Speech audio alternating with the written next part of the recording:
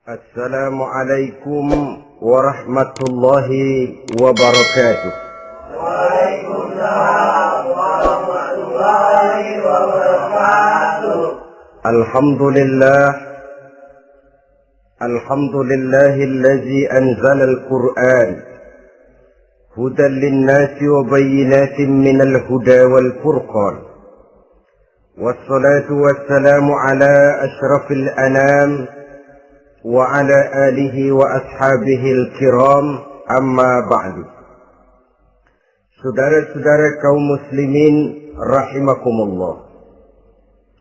Setiap penganut agama di dunia ini mempunyai sesuatu kitab yang dianggapnya sebagai kitab suci. Orang Hindu punya kitab Weda. Orang Buddha punya kitab Tripitaka. Yahudi mempunyai Taurat.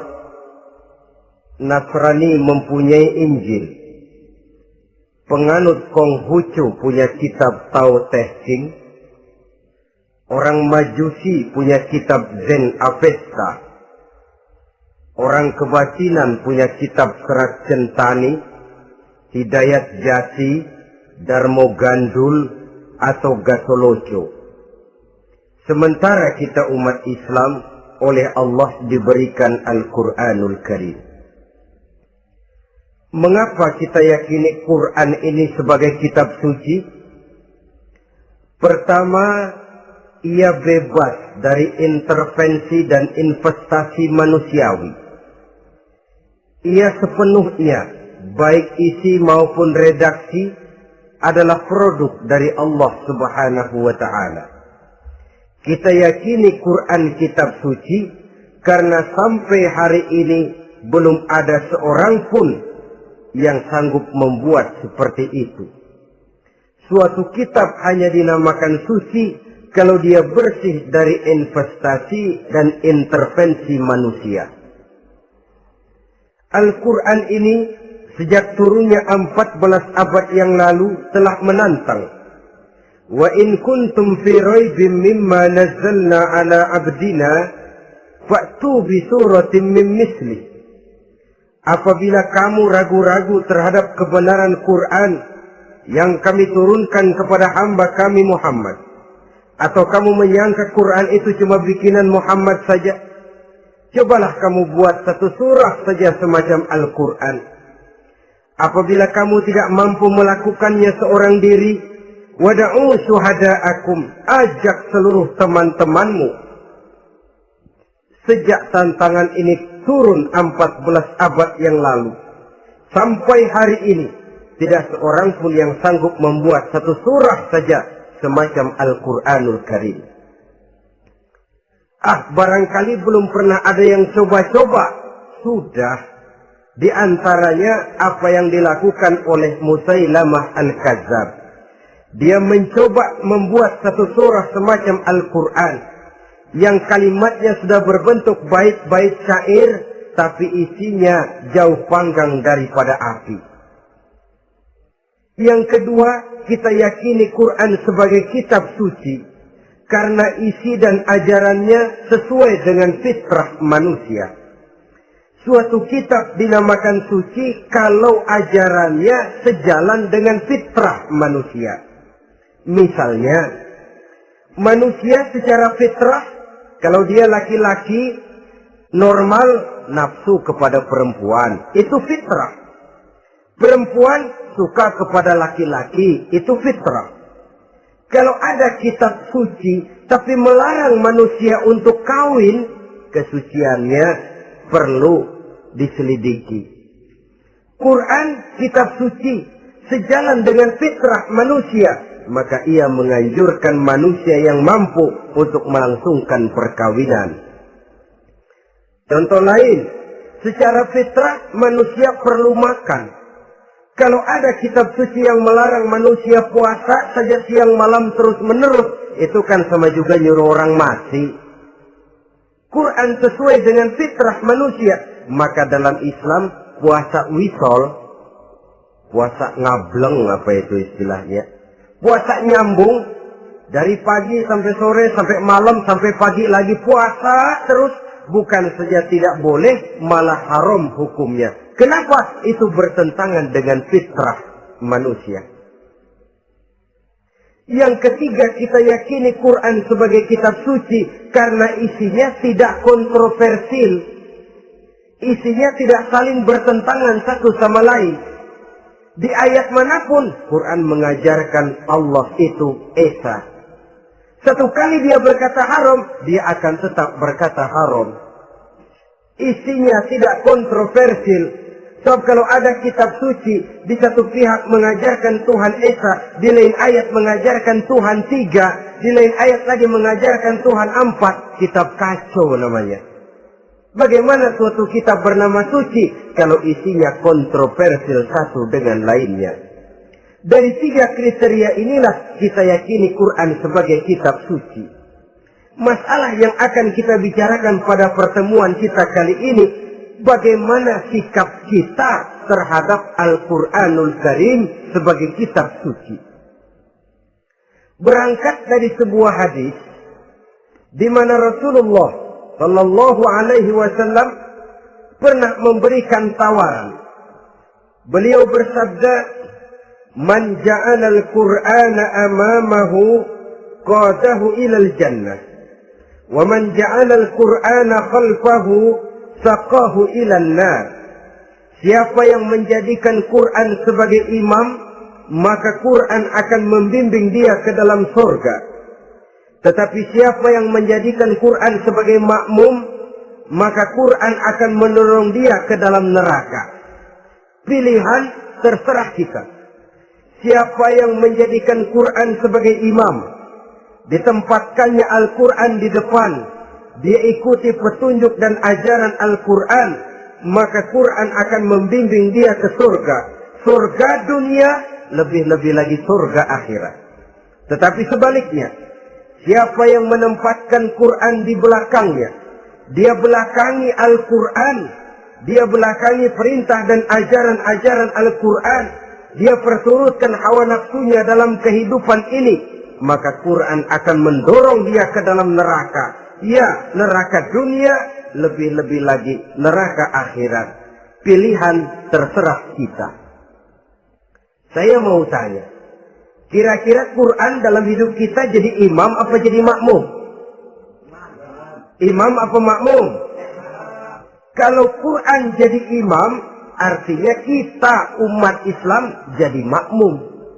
Resiko dan logika tentu. Makmum harus ngikuti imam. Imam takbir, makmum takbir. Imam ruku, makmum ruku. Imam sujud, makmum sujud. Imam tahiyat, makmum tahiyat. Itu namanya Quran jadi imam, kita jadi makmum. Artinya dalam terjemahannya pada kehidupan, kalau merah kata Quran, merah kita kata. Hijau kata Quran, hijau kita bilang. Ke barat kata Quran, ke barat kita pergi. Ke timur kata Quran, ke timur kita berangkat. Halal kata Quran, halal kata kita.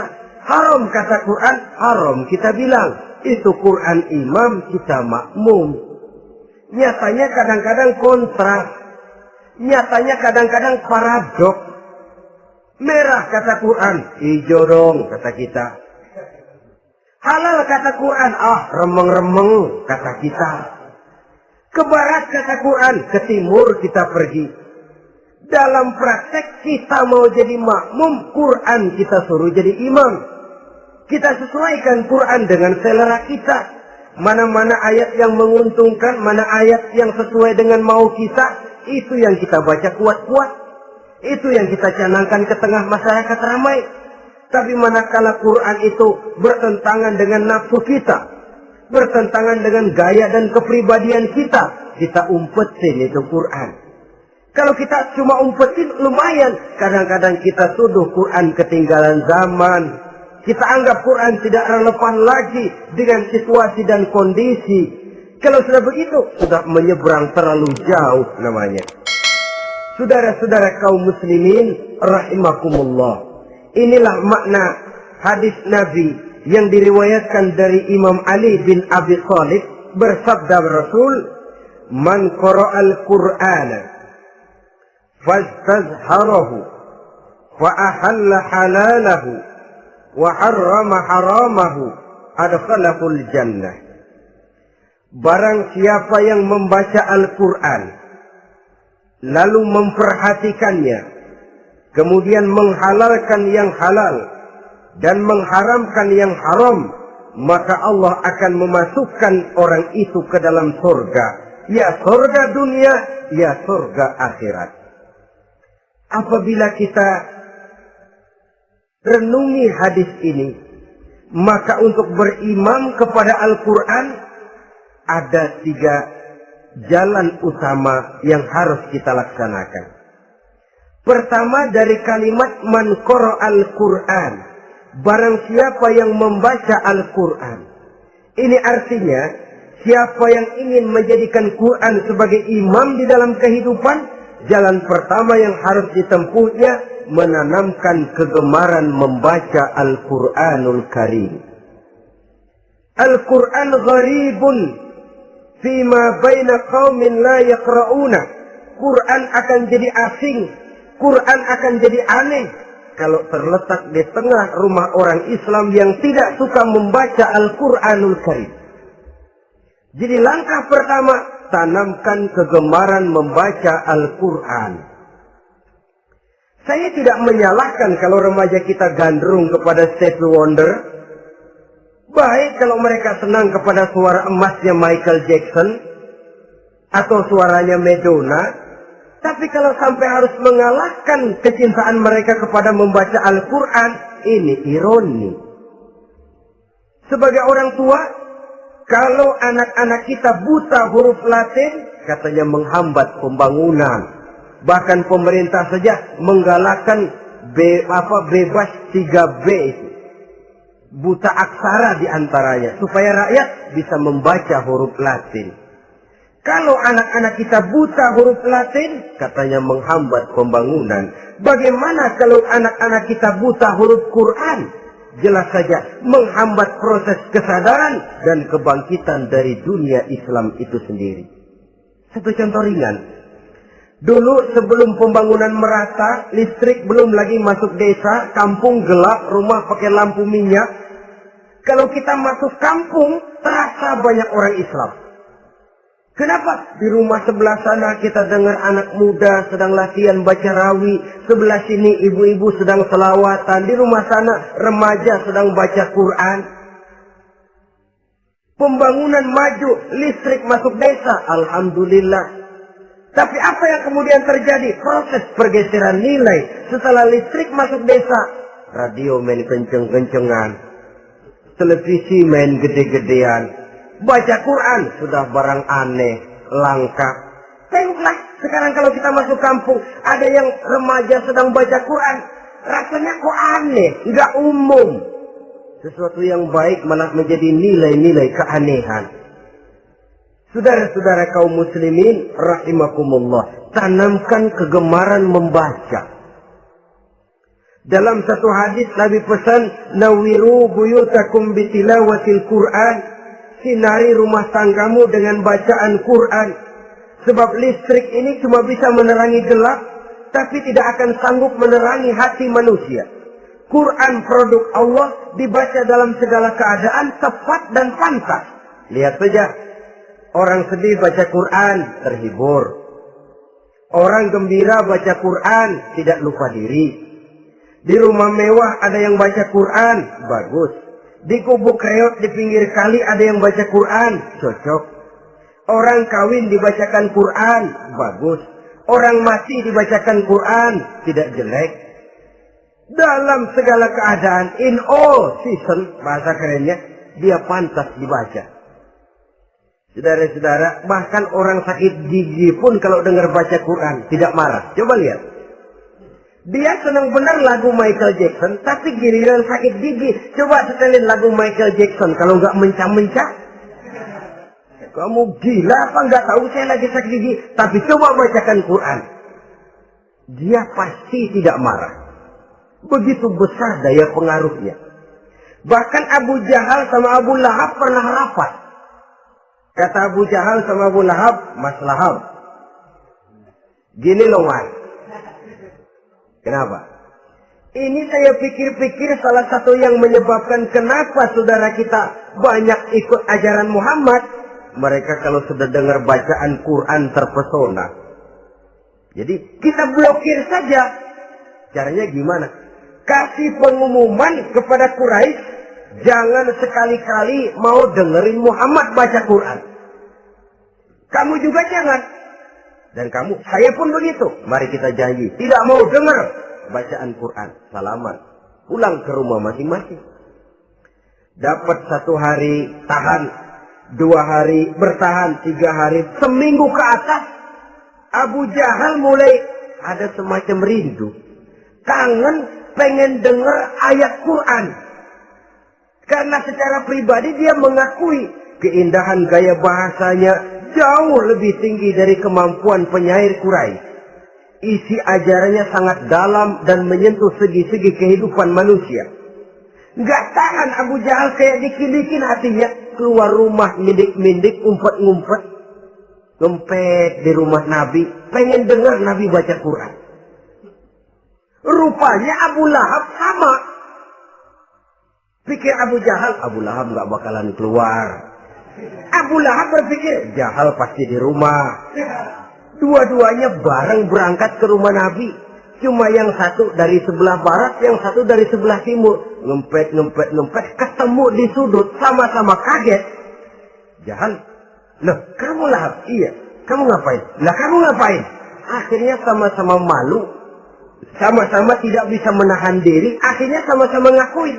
Bagaimanapun kita harus akui bahwa Al-Quran ini mengandung daya pesona yang sangat luar biasa. Itu dari segi bacaan. Belum lagi dari segi ajaran. Belum lagi dari segi isi.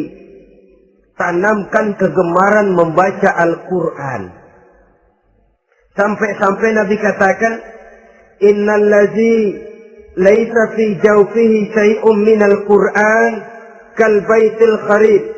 Orang yang dari tenggorokannya belum pernah keluar ayat Quran barang sepotong pun, belum pernah ngaji barang seayat pun, itu orang kata Nabi kal baitil kharib, kayak rumah kosong. Rumah kan kalau kosong biar bagus, mewah, besar, perabotannya lengkap. Kalau kosong, angker. Setan kuntilanak memedi, betah benar di situ. Saudara-saudara kaum muslimin rahimakumullah. Dalam satu percontohan Nabi mengatakan begini.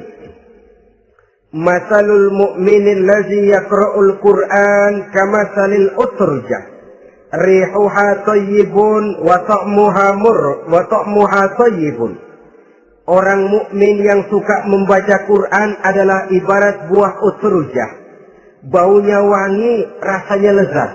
Kira-kira kalau di negeri kita buah apa utrujah ini? Semacam jeruk yang manis lah.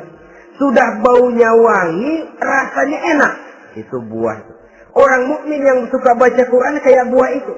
Baunya wangi, rasanya enak. Artinya syiarnya hidup, isinya memang orang mukmin. Sebaliknya, wa masalul mu'minil ladzi la yaqra'ul Qur'an kamasalit tamrah la riha laha wa ta'muha hulwun. Orang mukmin yang tidak suka baca Quran kayak korma. Rasanya emang manis, cuman kagak ada baunya. Artinya apa? Siarnya kurang. Kalau orang belum tapi kenal kan kagak mau makan korma. Kenapa? Nggak ada baunya. Daya tariknya kurang, walaupun rasanya enak. Kalau daya tariknya nggak ada, kan nggak ada iklannya, tidak ada siarnya. Itu orang mukmin yang tidak suka membaca Quran. Ibarat buah, nggak ada baunya, walaupun rasanya enak. Orang kurang tergerak, kurang siar, kurang daya tarik.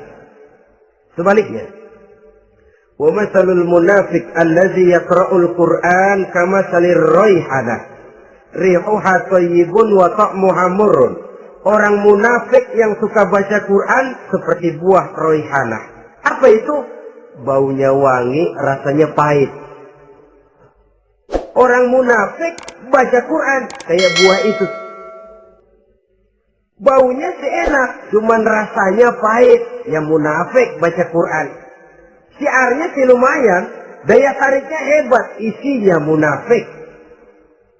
Nah, paling jelek orang munafik yang nggak suka baca Quran.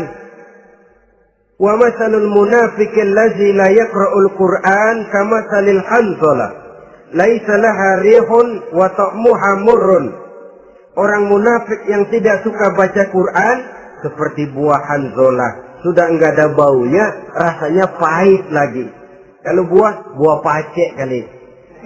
Udah baunya kagak ada, kalau dimakan bikin orang celeng. Saudara-saudara kaum muslimin rahimakumullah, tanamkan kegemaran membaca Al-Quran, karena membaca Al-Quran merupakan ibadah yang besar. Bahkan kata Nabi, afdalu ibadati abdi qiraatul Quran. Nilai ibadah yang paling baik dari hambaku adalah ibadah membaca Al-Quran. Dalam sholat pahalanya lebih besar di luar sholat daripada di luar sholat. Dengan wudu pahalanya lebih besar daripada tanpa wudu. Mengerti pahalanya lebih besar daripada tidak mengerti. Tapi tidak mengerti pun jangankan membaca, mendengar saja orang baca Quran dengan baik sudah didoakan untuk mendapat rahmat. Berpahala mendengar bacaan Al-Quran walaupun tidak mengerti. Apalagi membaca sendiri, apalagi mengerti apa yang kita baca, tentu pahala itu akan jauh lebih besar. Ini yang pertama, tanamkan kegemaran membaca Al-Quranul Karim. Yang kedua, dalam hadis tadi, fastazharuhu, man qara'al Qur'ana fastazharuhu. Siapa yang membaca Al-Quran kemudian memperhatikannya. Jadi kalau kita mau berimam kepada Al-Quran, setelah menanamkan kegemaran membaca, yang kedua, perhatikan. Pahami isinya. Jangan seperti monyet pakai mahkota, ketawa girang, cengengesan, tapi dia tidak tahu arti kebesaran mahkota yang disandangnya itu. Bangga dengan Al-Quran, tapi apa kandungannya kita tidak mengerti. Untuk memahami Al-Quran ini, caranya bagaimana? Tentu mudah saja. Seperti contoh, kalau kita ingin mengerti caranya bikin tahu, jangan bertanya kepada montir mobil. Montir mobil ahli betul urusan mesin. Tapi kalau urusan tahu, tanya dong tukang tahu. Untuk mengerti rahasia dan seluk-beluk Al-Quran, kita harus bertanya kepada orang yang memahami seluk-beluk Al-Quran. Para ulama, para kiai, para ustadz, yang kita tahu kualitas keilmuannya, kita yakini loyalitas dan integritasnya kepada Islam ini. Kenapa? Ayat-ayat Quran itu elastis. Dia dibawa kemana saja mau. Ditafsirkan menurut kemauan orang bisa. Paling celaka kalau yang belajar tidak punya dasar, yang mengajar punya maksud lain. Sesat dan menyesatkan. Yang ngajar punya nafsu ambisi. Yang belajar tikus budek. Yang memang tidak punya dasar apa-apa. Sekali belajar langsung tafsir. Cara wudhu yang baik saja belum ngerti. Cara rukuk dan sujud yang baik saja belum bisa. Yang membatalkan sholat apa ndak bisa, ndak ngerti. Sekali langsung. Ndak, supaya kita langsung saja belajar langsung Al-Quranul Karim. Tidak jelek. Cuma akan lebih baik kalau sebelumnya ada unsur penunjang dari nilai-nilai keilmuan dalam Islam ini. Disinilah perlunya menghidupkan majelis-majelis taklim. Sebab kalau Al-Quran hanya dipahami dan dikutak-kutik menurut maunya rasio saja, kekuatan rasio terbatas. Saya akan khawatir nantinya akan timbul pendapat-pendapat di mana Al-Quran disesuaikan dengan otak. Bukan otak ngikuti Quran, tapi Quran disuruh ngikuti otak. Contoh yang dekat saja, kalau saudara ngukur kayu pakai meteran, itu kira-kira meteran ikut kayu, apa kayu ikut meteran? Ayo, kira-kira kayu ikut meteran, apa meteran ikut kayu? Meteran ikut kayu. Bagus. Kalau meteran ikut kayu, artinya nggak ada meteran benar di dunia ini.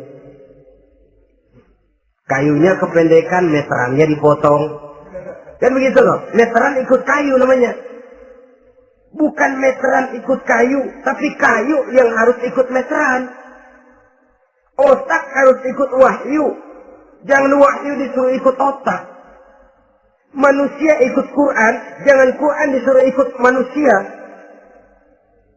Dan kaum orientalis, ya, orang barat di luar Islam yang mendalami, mempelajari Islam dengan tujuan mencari kelemahan Islam untuk menghantam umat Islam. Itu sengaja mencari ayat-ayat yang mereka kumpulkan untuk menghantam umat Islam. Supaya mereka meragukan Qur'annya untuk kemudian pada suatu saat meninggalkan Qur'an sama sekali.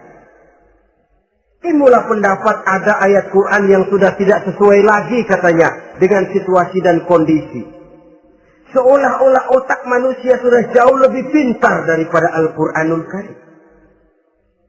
Saudara-saudara kaum muslimin rahimakumullah. Inilah yang kita berlindung dari Allah. Sebab secara demikian dengan kata lain kita secara tidak sadar sudah mengurangi kemahamutlakan dan kesempurnaan dari Allah Subhanahu wa ta'ala.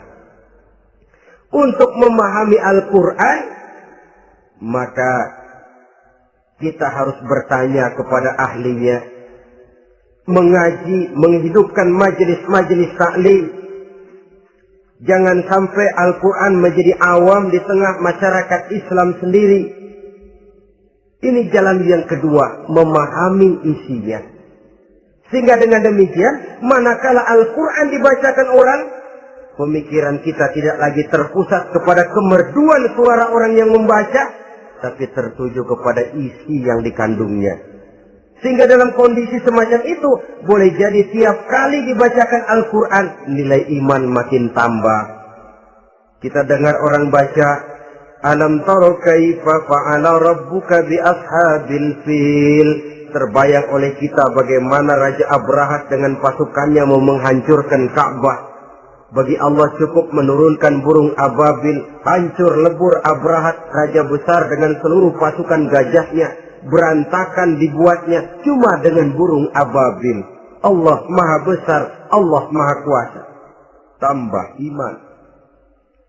Kalau tidak, ya seperti yang banyak terjadi. Quran menceritakan azab, kita malah kesenangan. Walakum azabun alim. Kamu akan mendapat azab yang pedih. Kita teriak di pojokan, toyib, toyib. Allah, alhamdulillah. Digambarkan azab malah baik-baik. Bahwa kita suka, kita gemar kepada bacaan Quran dengan suara yang merdu, alhamdulillah. Akan lebih baik lagi kalau kita mengerti apa yang dibacanya. Sebab perintah membaca tersirat makna perintah untuk memahami. Perintah memahami tersirat makna untuk mengamalkan. Dengan kata lain, kita hanya bisa mengamalkan Quran dengan baik kalau kita mengerti isinya. Kita hanya bisa mengerti isinya kalau kita rajin membacanya. Baik membaca yang tersirat, baik membaca yang tersurat dengan petunjuk para alim ulama, para kiai, dan orang-orang yang ahli di bidang itu. Saudara-saudara kaum muslimin rahimakumullah, inilah jalan kedua. Upayakan memahami isinya. Hidupkan kajian-kajian agama, hidupkan majelis-majelis taklim. Jangan sampai Al-Quran asing di hati kita sendiri. Jangan sampai kita awam terhadap makna kandungan dan ajaran Al-Quran, sementara kita yakini bahwa dialah yang akan bisa membimbing kita menuju kebahagiaan sejak dari dunia sampai ke akhirat nanti. Jalan ketiga untuk berimam kepada Al-Quran, setelah menanamkan kegemaran membaca, lalu berupaya memahami isinya, yang ketiga adalah mengamalkannya dalam kehidupan, sesuai dengan kemampuan yang kita miliki. Quran tidak akan membawa berkah Kalau ajaran yang terkandung di dalamnya kita baca, tapi kemudian kita injak-injak dalam praktek kehidupan. Quran mengatakan riba haram, tapi praktek kita dalam hidup malah senang betul kepada riba. Quran mengajarkan jagalah kesatuan persatuan dan ukhuwah Islamiyah. Praktek yang kita lakukan malah centang perenang, malah saling bertolak belakang, malah kadang menjegal kawan seiring, menggunting dalam lipatan, ramai kita dengan kita. Lalu kelemahan pun menjadi kenyataan di mana-mana. Quran sekali lagi tidak akan membawa berkah kalau yang kita baca kita injak-injak. Tentang pengamalan Al-Quran ini, Allah Subhanahu wa ta'ala mengklasifikasi manusia dalam firman-Nya, "Tsumma awrasna al-kitaba allazina istafaina min ibadina." Kemudian kami wariskan Al-Quran ini kepada hamba-hamba kami yang kami pilih. Ya Allah, coba saja kita lihat ayat ini. Quran kitab pilihan, diberikan kepada umat pilihan, yaitu kita-kita ini. Lalu bagaimana umat pilihan ini setelah menerima Al-Quran? Terbagi dalam 3 kelompok besar. Pertama kata Allah, "Faminhum zalimun li nafsihi." Di antara mereka ada yang setelah menerima Al-Quran kemudian zalim kepada dirinya sendiri.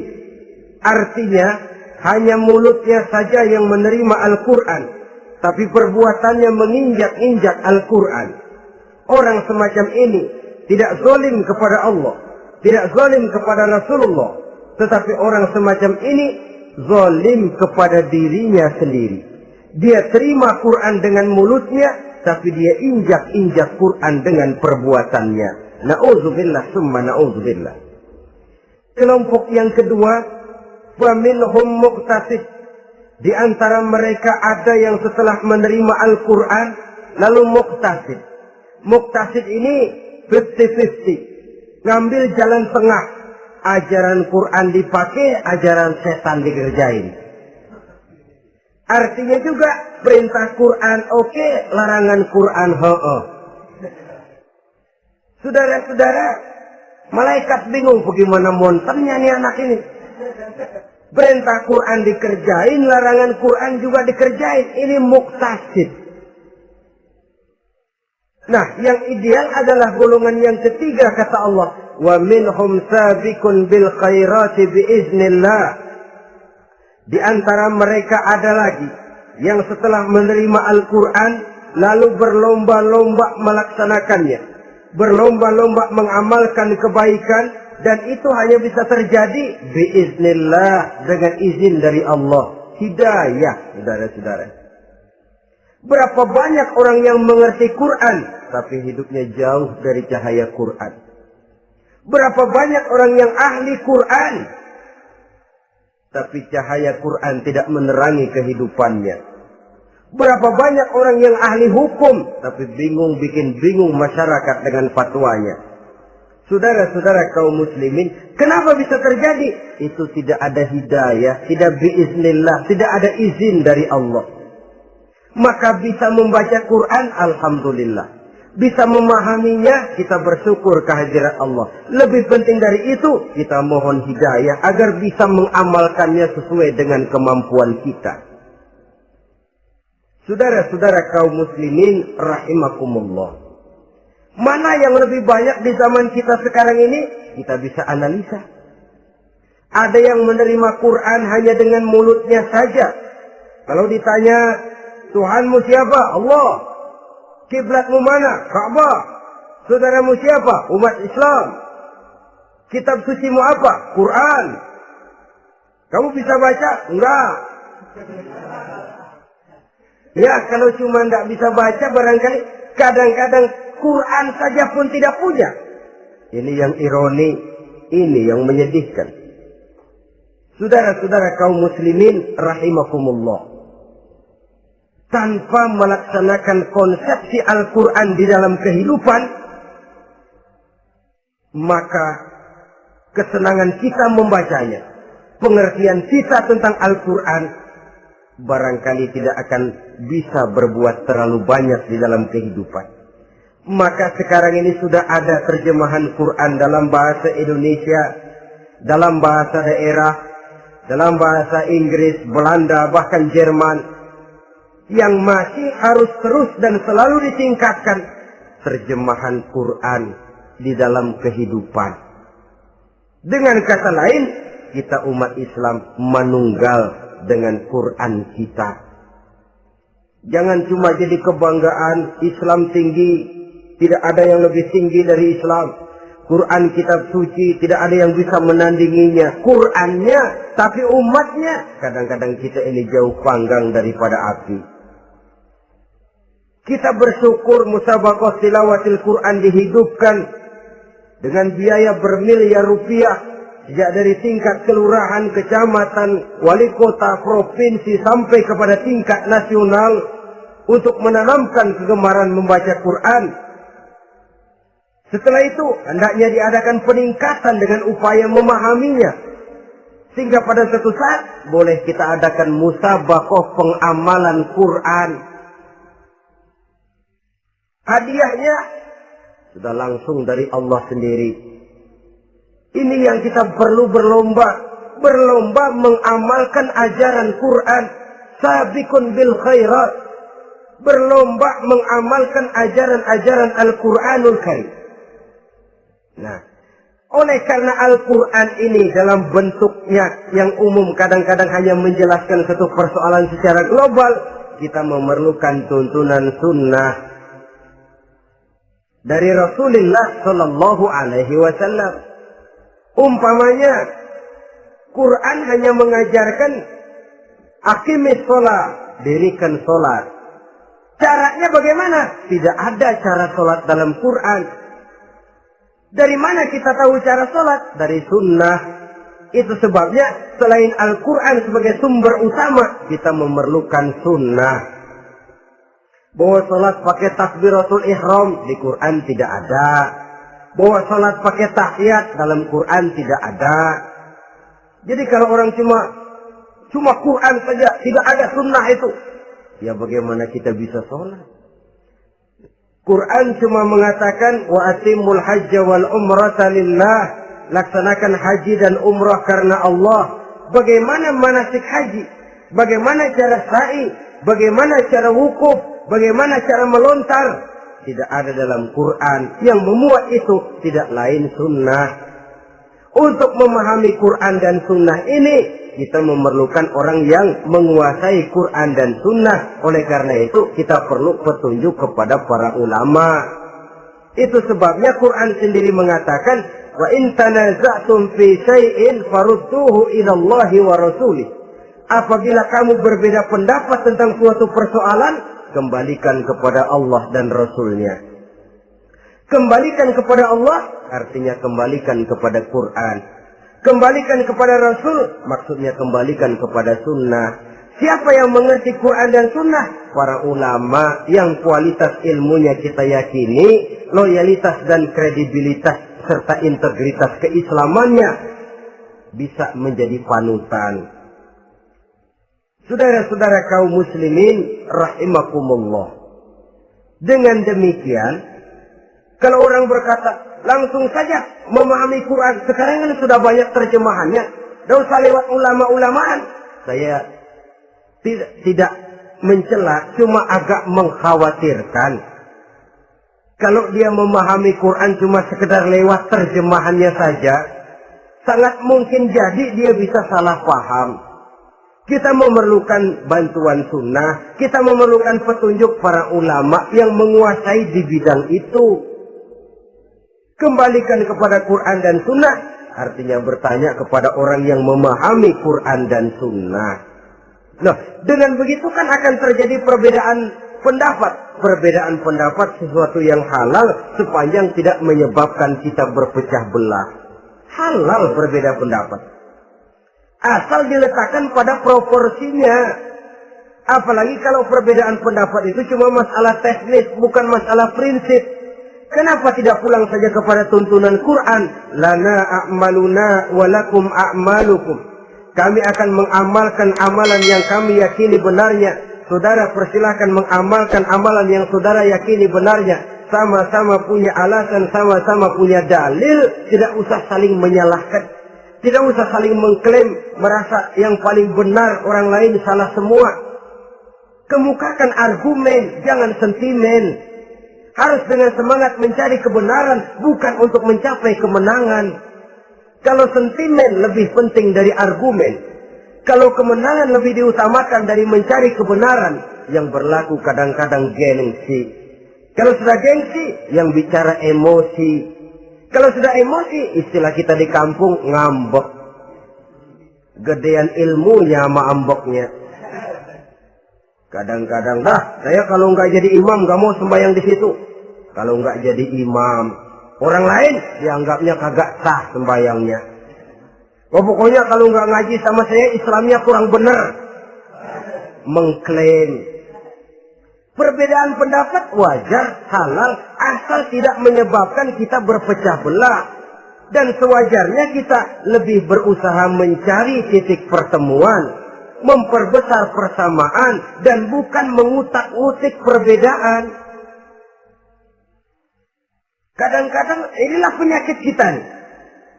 Satu kunut, satu tidak sembahyang subuhnya. Bisa RT. Satu usoli, satu tidak. Bisa RW. Satu azan sekali Jumatan, satu dua kali. Bikin masjid lagi. Kenapa bukan persamaannya yang dicari? Kenapa justru perbedaannya yang diperbesar? Yang masalah macam ini sampai kiamat tidak pernah selesai. Kan lebih baik kalau kita ditanya orang, Pak, sholat subuh itu pakai kunut apa tidak sih? Kalau saya pakai. Kalau yang tidak pakai kunut bagaimana Pak? Betul, kata yang tidak pakai. Jadi yang pakai kunut betul? Betul, karena saya pakai kunut. Yang tidak juga betul? Betul, kata yang tidak pakai. Kalau yang kunut betul, yang tidak kunut betul, lalu yang salah yang mana Pak? Yang salah yang subuh nggak sembahyang.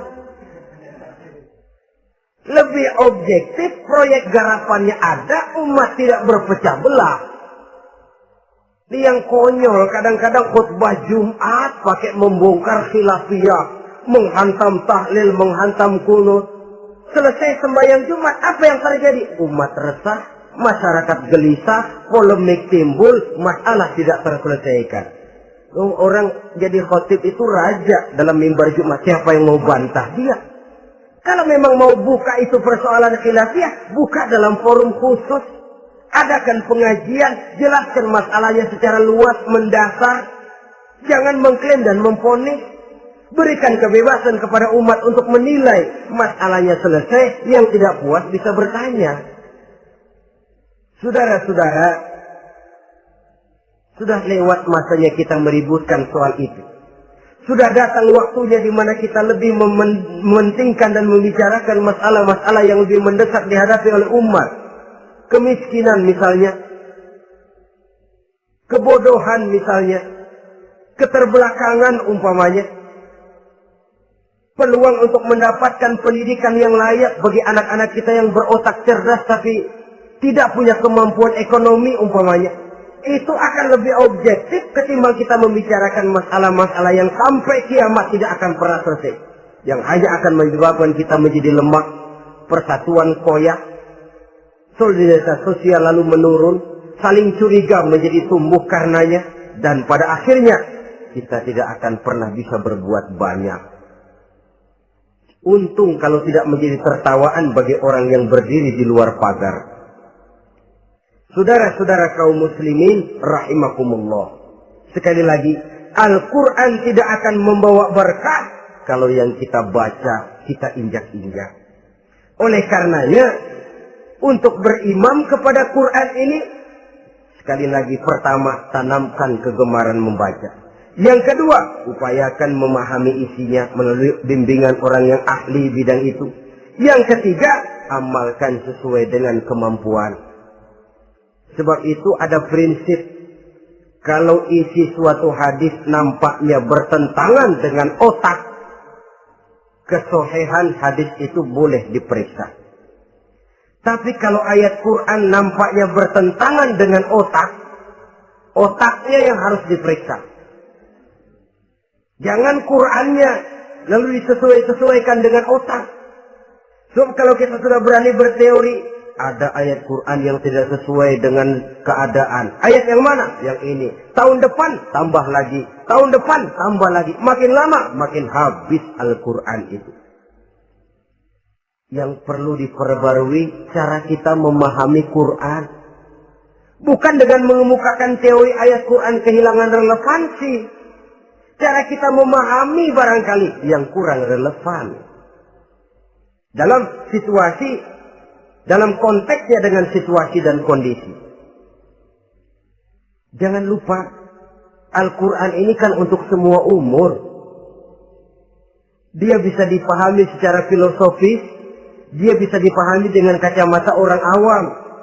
Tingkat kemampuan berpikir orang tidak semuanya sama.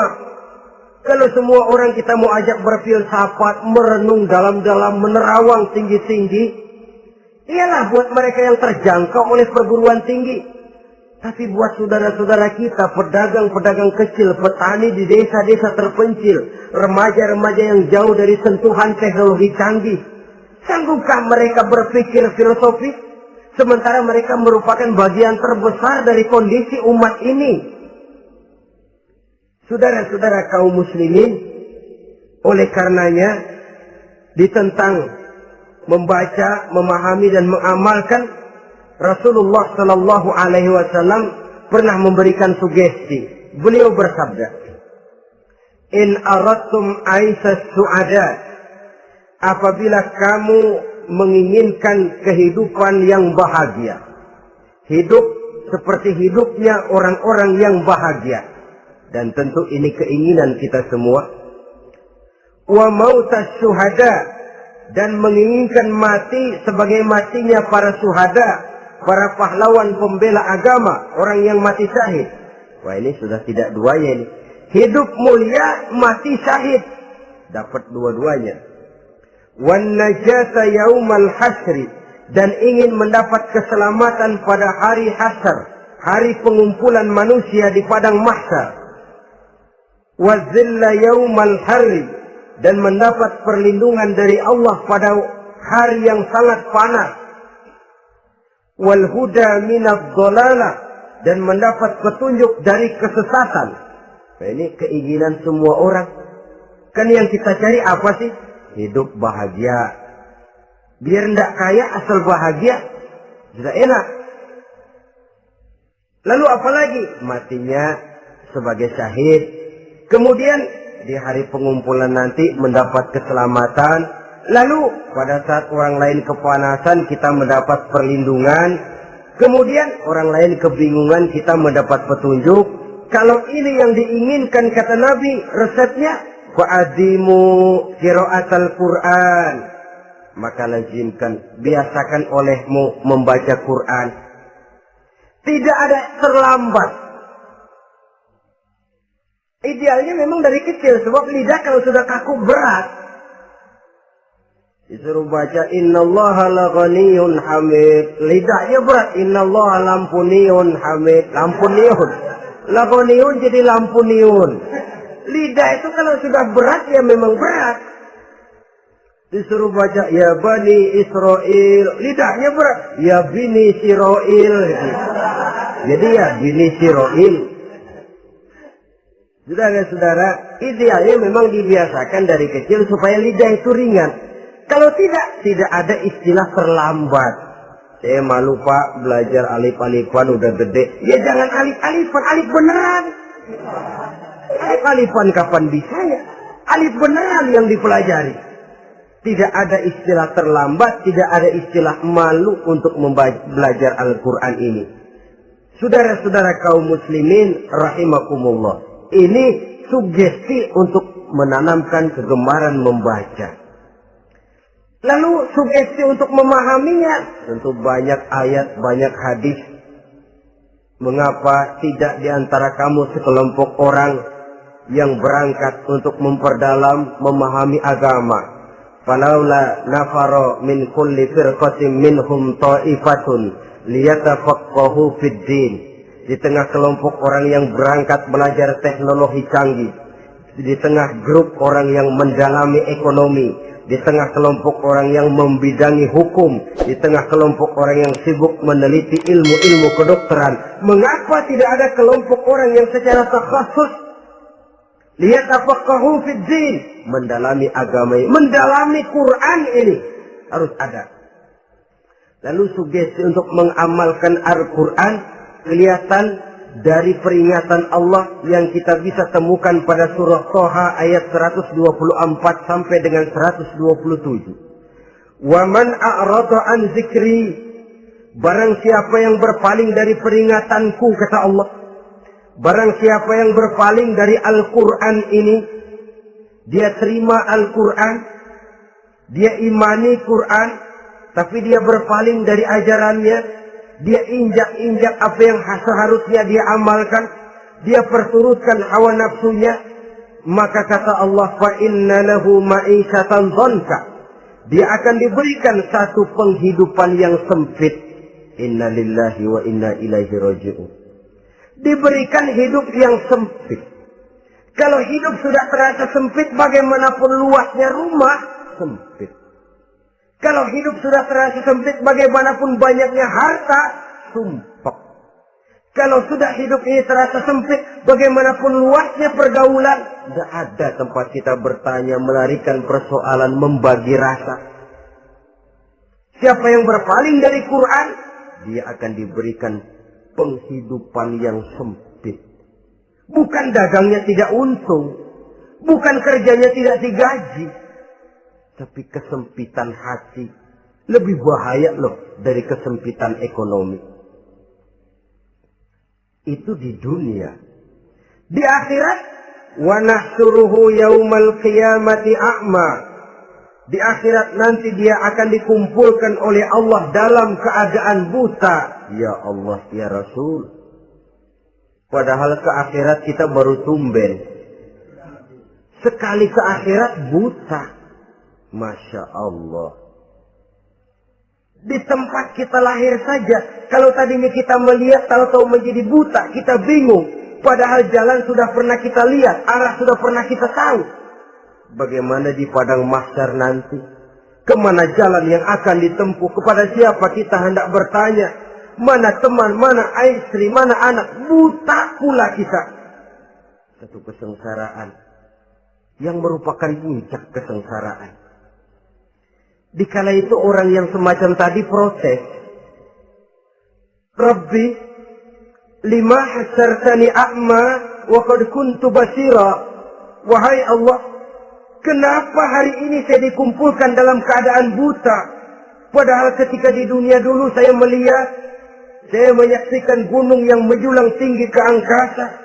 Saya melihat lautan yang luas terhampar biru membentang. Saya saksikan tanah, sawah luas menguning. Saya saksikan keindahan alam.